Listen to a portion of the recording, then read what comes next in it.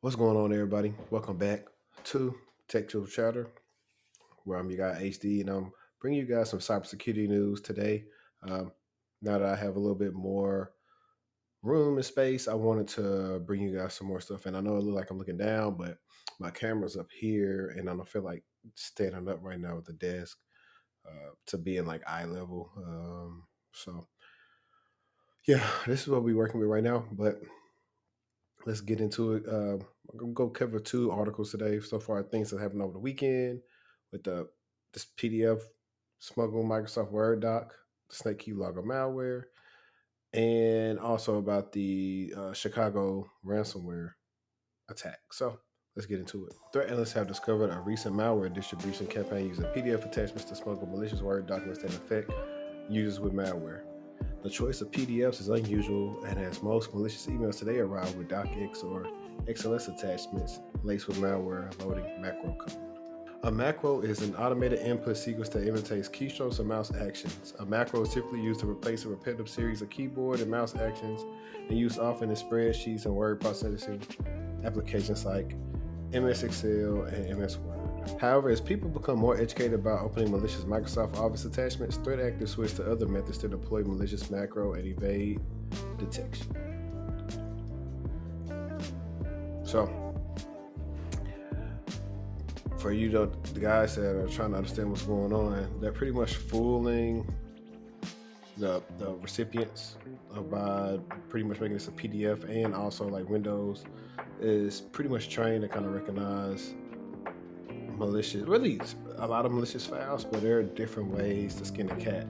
A lot of hacking really takes place more so less, psychology and how people think and react to things. That's why I believe people that are psychology majors will make good cybersecurity professionals because of their skill set of understanding human nature. But let's get back into this. In a new report by HP Wolf Security, researchers illustrate how PDFs are being used as a transport for documents with malicious macros that download and install information stealing malware on victims' machines, embedding Word in PDFs. In a campaign seen by HP Wolf Security, the PDF arriving via email is named Remittance Invoice, and our guess is that the email body contains vague promises of payments to the recipient. When the PDF is opened, Adobe Reader prompts the user to open a docx file contained inside, which is already unusual and might confuse the victim. Because the threat actor's name, the embedded document, has been verified, the open file prompt below states, the file has been verified. This message could trick recipients into believing that Adobe verified the file as legitimate and that the file is safe to open. So let's check this out. And if you've been at work, you've seen this on some legit things where someone sent you something at work and it's pretty much, it'll say the file, then in quotes, it's really more so the actual file name. In this case, they changed it to has been verified. So a person that's not paying attention, it says the file has been verified. But I want you to know, if this ever pops up, always just double check what you're opening. If you don't recognize who sent it to you, or they're trying to act like somebody that probably never sent you something, call that person and ask them. Say, hey, did you just send me this document? Never open anything you're not too sure of. When in doubt, you can always just forward it to your security team, and then they can sandbox it and take a look at what actually was inside of the document. All right, so let's keep reading. While malware analysis can inspect embedded files and PDFs using parsers and scripts, regular users who receive these tricky emails won't go far or even know where to start. As such, many may open the docx in Microsoft Word, and if macros are enabled, will download an RTF file from a remote resource and open it. So this is Wiresharks are 9 times out of 10. The people have a testing machine, and they probably have they have Wireshark running to capture the traffic on the host. So this is what it's capturing when somebody opens the document. The download of the RTF is the result of following command embedded in the Word file, along with hard-coded URL vtar.com IHYTW, which is where the payload is hosted. Look at that. That's how you gotta pay attention to stuff. That's why log analysis is so important, because you can find something like you just be looking at everything looking normal, but one thing will stick out most of the time. So let's keep on watching. Let's keep reading. The RTF document is named F_document_SHP.doc. It contains malformed OLE objects likely to evade analysis. After some targeted reconstruction, HP's analysts found that it attempts to abuse an old Microsoft equation editor vulnerability to run arbitrary code. The deployed shellcode exploits CVE 2017-11882, a remote code execution bug in equation editor fixed in November 2017, but still available for exploitation in the wild.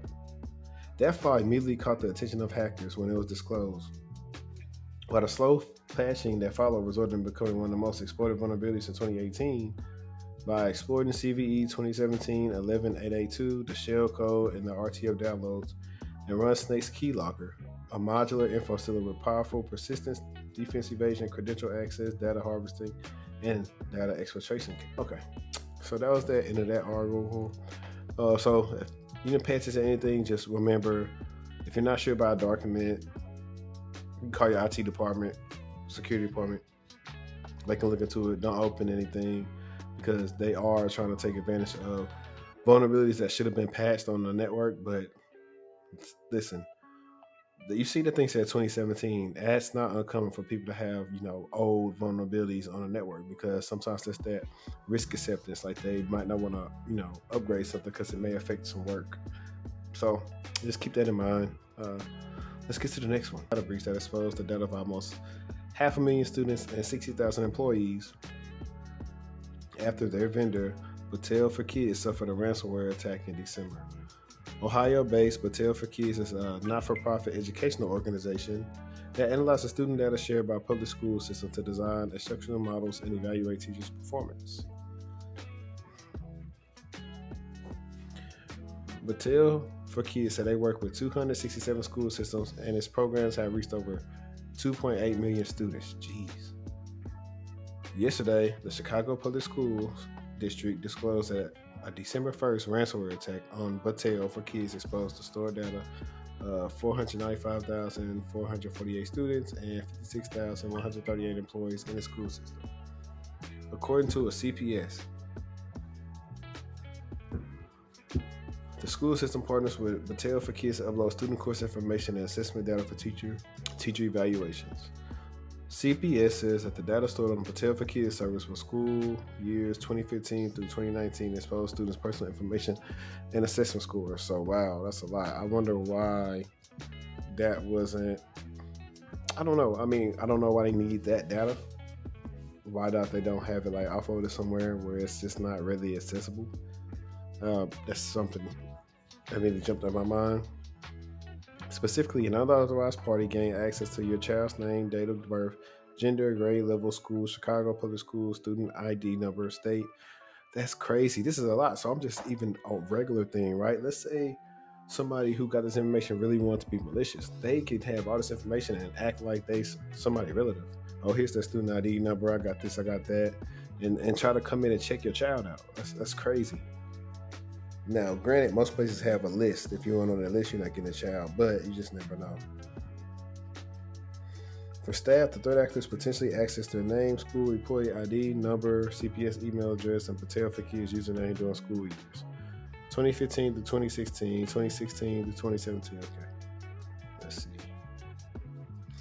They say no social security numbers, home addresses, health data, or financial information was exposed in the attack. CPS providing free credit monitoring and identity theft protection to any students or staff members impacted. Instructions on how to access this free credit reporting are found on the CPS data breach page created by the school system. Okay.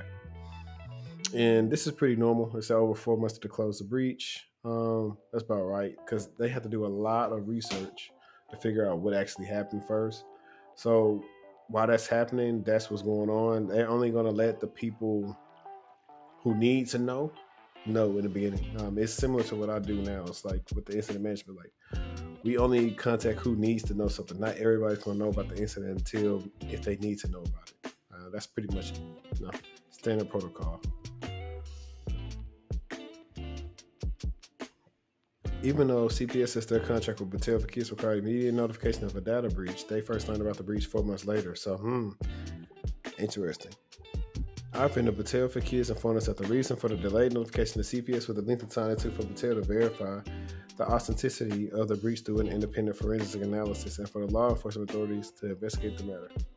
While it's not known what ransomware gangs behind the attack, all groups leave ransomware behind on the encryption. Okay, this is a lot. This is standard protocol. We pretty much finished with the article. So that was it. That's kind of like the two big stories I saw over the weekend.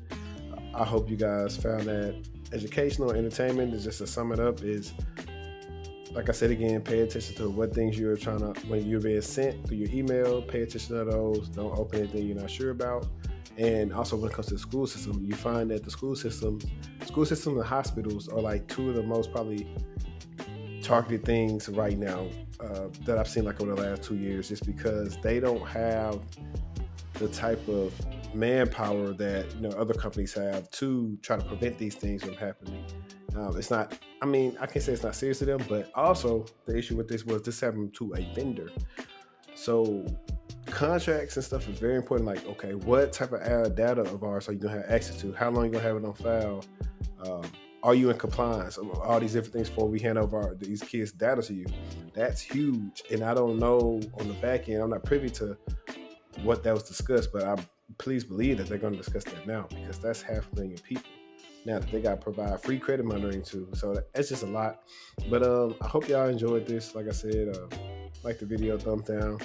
If you got some disagreements, put them in the comments. If you want me to do more of this stuff, let me know. If you want to send me different news topics to react to, you can do it through my social media, or you can do it through Patreon or my email. Yeah, but appreciate you guys, and it's your boy HD.